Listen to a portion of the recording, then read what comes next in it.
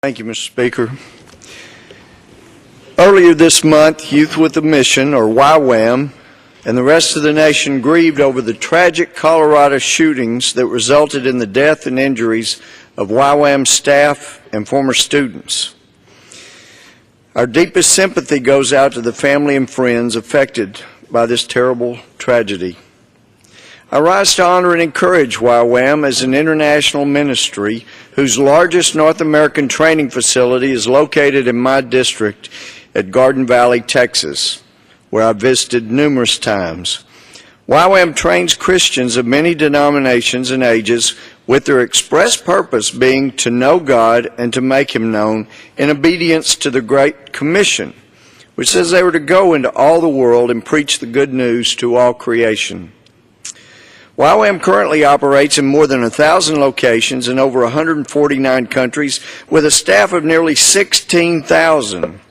I've also had the opportunity on multiple occasions to meet different YWAM staff and students when they have visited this beautiful city here in Washington, D.C.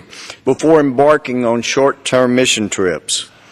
When I speak with these individuals, I'm overwhelmed by their passion for their ministry and sincere love for people they have yet to meet. They truly strive to follow the example of Christ by offering themselves as selfless, humble, and loving servants. The Declaration of Independence says that we are endowed by our Creator with certain inalienable rights. Our Creator endowed this nation with these individuals who have now been killed. Each of these dear people were a gift to this earth and to this country. And although we are very disappointed that we did not get to keep those gifts as long as we had wished at their earthly location, but we can still thank God for each day that we had them. We are not promised lives without hardships. To the contrary, those who take up their individual crosses, especially for the sake of Christ, can expect to face greater trials and persecution.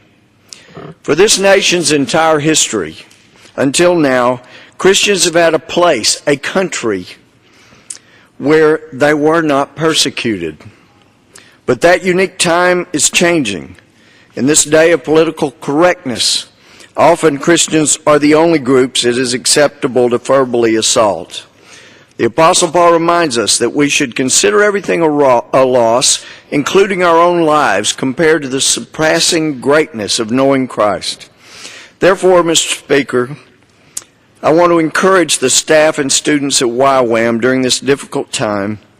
As C.S. Lewis had kept a journal of sorts after his precious wife Joy had died, in one entry he said, in effect, that he missed her so much he wanted her back.